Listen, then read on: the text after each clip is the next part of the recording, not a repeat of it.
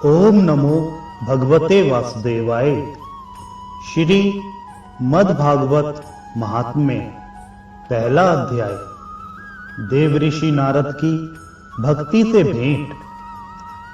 सच्चिदानंद स्वरूप भगवान श्री कृष्ण को हम नमस्कार करते हैं, जो जगत की उत्पत्ति, स्थिति और विनाश के हेतु तथा आध्यात्मिक, आधिदैविक और आधि भौतिक तीनों प्रकार के तापों का नाश करने वाले हैं। जिस समय श्री सुखदेव जी का यज्ञोपवीत संस्कार भी नहीं हुआ था तथा लौकिक वैदिक कर्मों के अनुष्ठान का अवसर भी नहीं आया था, तभी उन्हें अकेले ही संन्यास के लिए घर से जाते देखकर उनके पिता व्यास जी विरह से कातर होकर पुकारने लगे, बेटा बेटा तुम कहां जा रहे हो?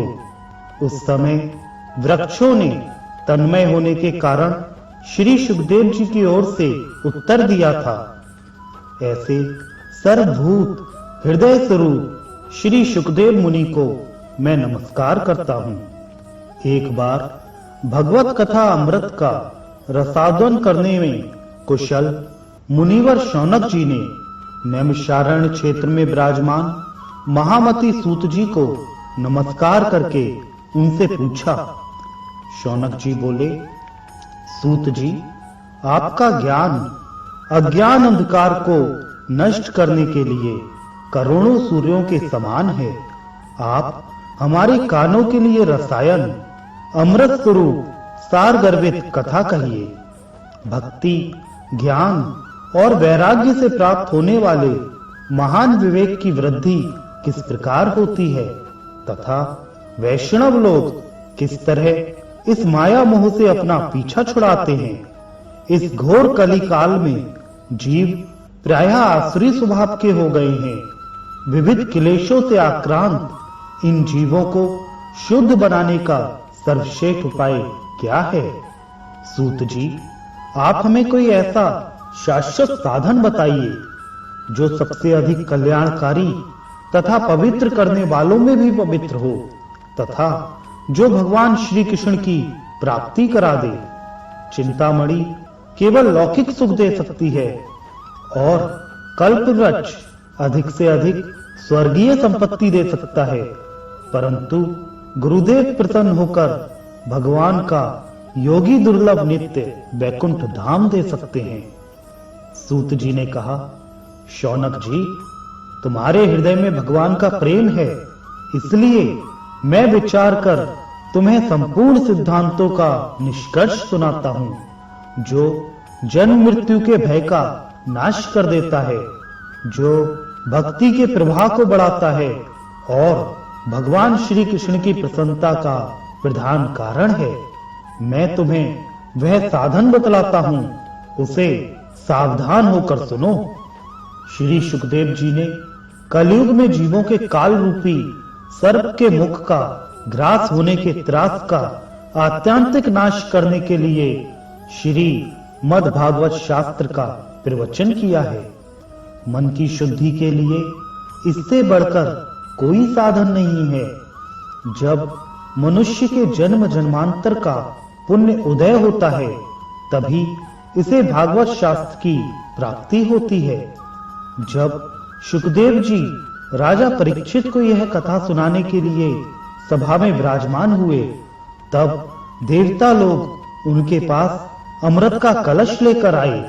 देवता अपना काम बनाने में बड़े कुशल होते हैं, अतः यहाँ भी सबने सुखदेव मुनि को नमस्कार करके कहा, आप यह अमृत लेकर बदले में हमें कथा अमृत का दान दीजिए।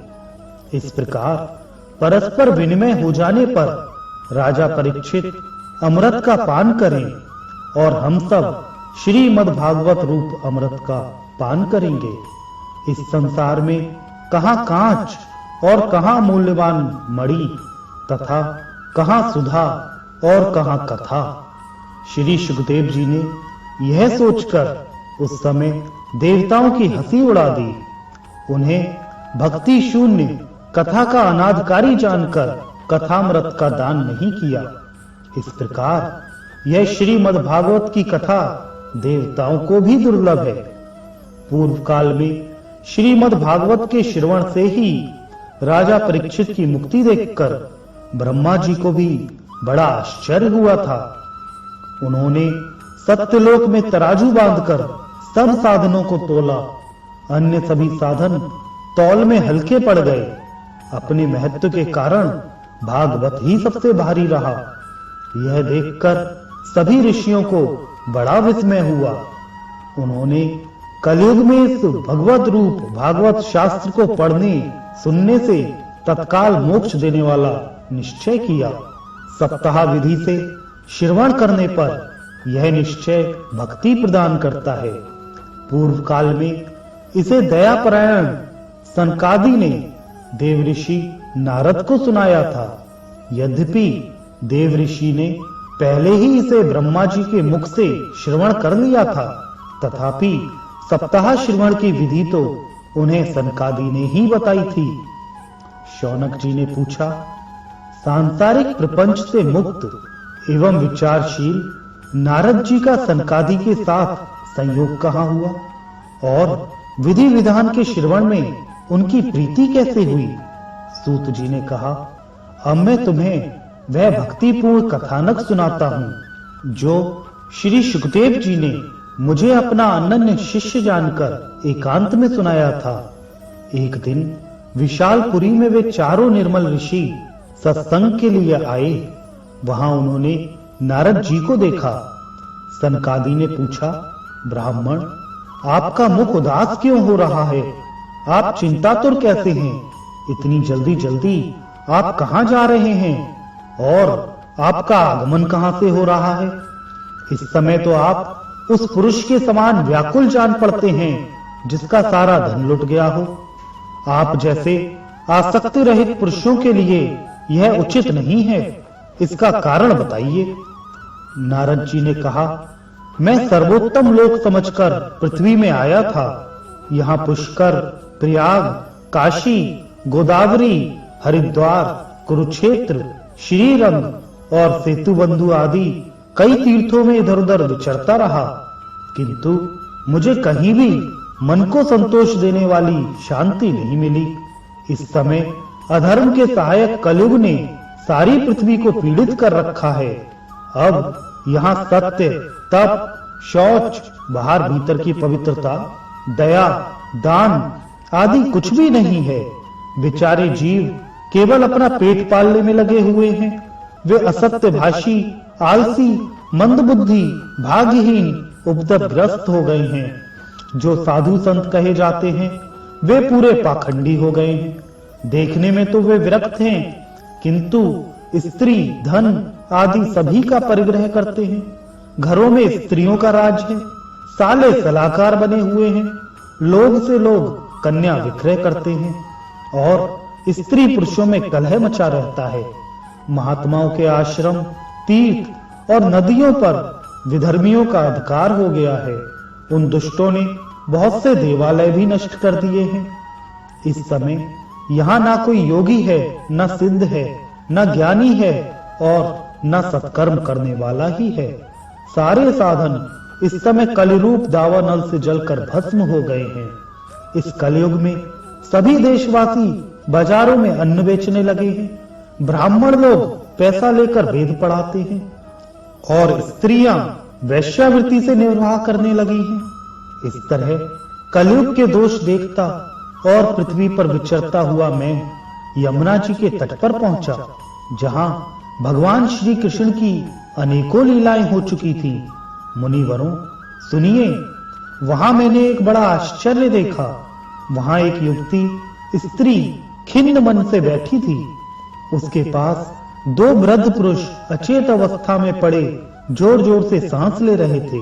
वह तरुणी उनकी सेवा करती हुई कभी उन्हें चेत कराने का प्रयत्न करती और कभी उनके आगे रोने लगती थी। वह अपने शरीर के रक्षक परमात्मा को दसों दिशाओं में देख रही थी।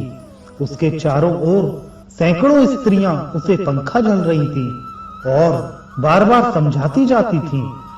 दूर से यह सब चरित देखकर मैं कौतूहलवश उसके पास चला गया। मुझे देखकर वह युवती खड़ी हो गई और बड़ी व्याकुल होकर कहने लगी। युवती ने कहा, अजी महात्मा जी, क्षण भर ठहर जाइए और मेरी चिंता को भी नष्ट कर दीजिए। आपका दर्शन तो संसार के सभी पापों को सर्वथा नष्ट कर देने वाला है। आपके वचनों से मेरे दुख को भी बहुत कुछ शांति हो जाएगी। मनुष्य का जब बड़ा भाग्य होता है तभी आपके दर्शन हुआ करते हैं। नारद जी कहते हैं, तब मैंने उस स्त्री से पूछा, देवी तुम कौन हो? ये दोनों पुरुष तुम्हारे क्या होते हैं? और तुम्हारे पास ये कमल नयनी देवियां कौन हैं? तुम हमें विस्तार से अपने दुख का कारण बताओ। युवती ने कहा, मेरा नाम भक्ति है। ये ज्ञान और वैराग्य नामक मेरे पुत्र हैं। समय के फेर से ही ये ऐसे जर्जर हो गए हैं। ये देवियां गंगा जी आदि नदियां हैं। ये सब मेरी सेवा करने के लिए ही आई हैं। इस प्रकार साक्षात देवियों के द्वारा सेवित होने पर भी मुझे सुख शांति नहीं है। तपोधन, अब ध्यान देकर मेरा वृत्तांत सुनिए। मेरी कथा वैसे तो प्रसिद्ध है, फिर भी उसे सुनकर आप मुझे शांति प्रदान करें। मैं द्रविड़ देश में उत्पन्न हुई, कर्नाटक में बढ़ी, कहीं कहीं महाराष्ट्र में सम्मानित हुई, किंतु गुजरात में मुझे बुढ़ापे ने आ घेरा। वहां घोर कलयुग के प्रभाव से पाखंडियों ने मुझे अंग भंग कर दिया। चिरकाल तक यह अवस्था रहने के कारण मैं अपने पुत्रों के साथ दुर्बल और निस्तेज हो गई। अब जब से मैं वृंदावन आई, तब से पुनः परम सुंदरी स्वरूपवती नवयुक्ति हो गई हूँ। किंतु सामने पड़े हुए ये दोनों मेरे पुत्र थके मांदे दुखी हो रहे हैं। अब मैं यह स्थान छोड़कर अन्यत्र जाना चाहती हूँ। ये दोनों बूढ़े हो गए हैं, इसी दुख से मैं दुखी हूँ। मैं तरुणी क्यों और ये दोनों मेरे पुत्र बूढ़े क्यों? हम तीनों साथ साथ रहने वाले हैं, फिर यह विपरीतता क्यों? होना तो यह चाहिए कि माता बूढ़ी हो और पुत्र तरुण। इसी से मैं आश्चर्यचकित चित्त से अपनी इस अवस्था पर शोक करती रहती हूँ। आप परम बुद्धिमान एवं योग निधि हैं, इसका क्या कारण हो सकता है, बताइए। नारद जी ने कहा, साध्वी, मैं अपने हृदय में ज्ञान दृष्टि से तुम्हारे संपूर्ण दुख का कारण देखता हूँ। तुम्हें विषाद नहीं करना चाहिए। श्री हरि तुम्हारा कल्याण करेंगे। सूत जी कहते हैं, मुनिवर नारद जी ने एक क्षण में ही उसका कारण जानकर कहा। नारद जी ने कहा, देवी सावधान होकर सुनो, यह दारुण कलयुग है। इसी से इस समय सदाचार, योग मार्ग और तप आदि सभी लुप्त हो गए हैं। लोग शक्ता और दुष्कर्म में लगकर असुर बन रहे हैं। संसार में जहां देखो वहीं सत्पुरुष दुख से मिलान है और दुष्ट सुखी हो रहे हैं। इस समय जिस बुद्धिमान पुरुष का धैर्य बना रहे वही बड़े ज्ञानी या पंडित है। पृथ्वी क्रमशः प्रतिवर्ष शेष जी के लिए भार रूप होती जा रही है। अब यह छूने योग्य तो क्या, देखने योग्य भी नहीं रह गई और न इसमें कहीं मंगल ही दिखाई देता है। अब किसी को पुत्रों के साथ तुम्हारा दर्शन भी नहीं होता। विषयानुराग हो जाने के कारण अंधे बने हुए जीवों से उपेक्षित होकर तुम जर्जर हो रही थी। वृंदावन के संयोग से तुम फिर नवीन तरुणी हो गई हो। अतः यह वृंदावन धाम धन्य है, जहाँ भक्ति सर्वत्र नृत्य कर रही है। परंतु तुम्हारे इन दोनों पुत्रों का यहाँ कोई ग्राहक नहीं है, इसलिए इनका बुढ़ापा नहीं छूट रहा है। यहाँ इनको कुछ आत्मसुख की प्राप्ति होने के कारण ये सोते से जान पड़ते हैं। भक्ति ने कहा, राजा परीक्षित ने इस पापी कलयुग को क्यों रहने दिया? इसके आते ही सब वस्तुओं का सार न जाने कहां चला गया। करुणामय श्री हरि से भी यह अधर्म कैसे देखा जाता है? मुने, मेरा यह संदेह दूर कीजिए। आपके वचनों से मुझे बड़ी शांति मिली है। नारद जी ने कहा, बाले, यदि तुमने पूछा है तो प्रेम से सुनो। कल्याणी, मैं तुम्हें सब बताऊंगा और तुम्हारा दुख दूर हो जाएगा। जिस दिन भगवान श्री कृष्ण इस भूलोक को छोड़कर अपने परम धाम को पधारे, उसी दिन से यहाँ संपूर्ण साधनों में बाधा डालने वाला कलयुग आ गया। दिग्विजय के समय राजा परीक्षित की दृष्टि पड़ने पर कलयुग दीन के समान उनकी शरण में आया। भ्रमर के समान सारग्राही राजा ने यह निश्चय किया कि इसका वध मुझे नहीं करना चाहिए, क्योंकि जो फल तपस्या, योग एवं समाधि से भी नहीं मिलता, कलयुग में वही फल श्री हरि कीर्तन से ही भली भांति मिल जाता है। इस प्रकार सारहीन होने पर भी उसे इस एक ही दृष्टि से सारयुक्त देखकर उन्होंने कलयुग में उत्पन्न होने वाले जीवों के सुख के लिए ही इसे रहने दिया। इस समय लोगों के कुकर्म में प्रवृत्त होने के कारण सभी वस्तुओं का सार निकल गया है और पृथ्वी के सारे पदार्थ बीजहीन भूसी के समान हो गए हैं। ब्राह्मण केवल अन्न धनादि के लोभवश घर घर एवं जन जन को भागवत की कथा सुनाने लगे हैं, इसलिए कथा का सार चला गया। तीर्थों में नाना प्रकार के अत्यंत घोर कर्म करने वाले नास्तिक और नारकी पुरुष भी रहने लगे हैं, इसलिए तीर्थों का भी प्रभाव जाता रहा। जिनका चित्त निरंतर काम, क्रोध, महान लोभ और तृष्णा से तपता रहता है, वे भी तपस्या का ढोंग करने लगे हैं, इसलिए तप का भी सार निकल गया। मन पर काबू न होने के कारण तथा लोभ, दंभ और पाखंड का आश्रय लेने के कारण एवं शास्त्र का अभ्यास न करने से ध्यान योग का फल मिट गया। पंडितों की यह दशा है कि वे अपनी स्त्रियों के साथ भैंसों की तरह रमण करते हैं। उनमें संतान पैदा करने की ही कुशलता पाई जाती है। मुक्ति साधन में वे सर्वथा अकुशल हैं।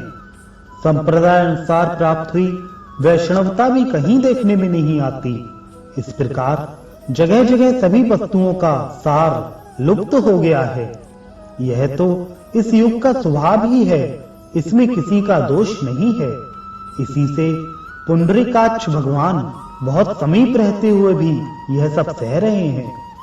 सूत जी कहते हैं, शौनक जी, इस प्रकार देवऋषि नारद के वचन सुनकर भक्ति को बड़ा आश्चर्य हुआ।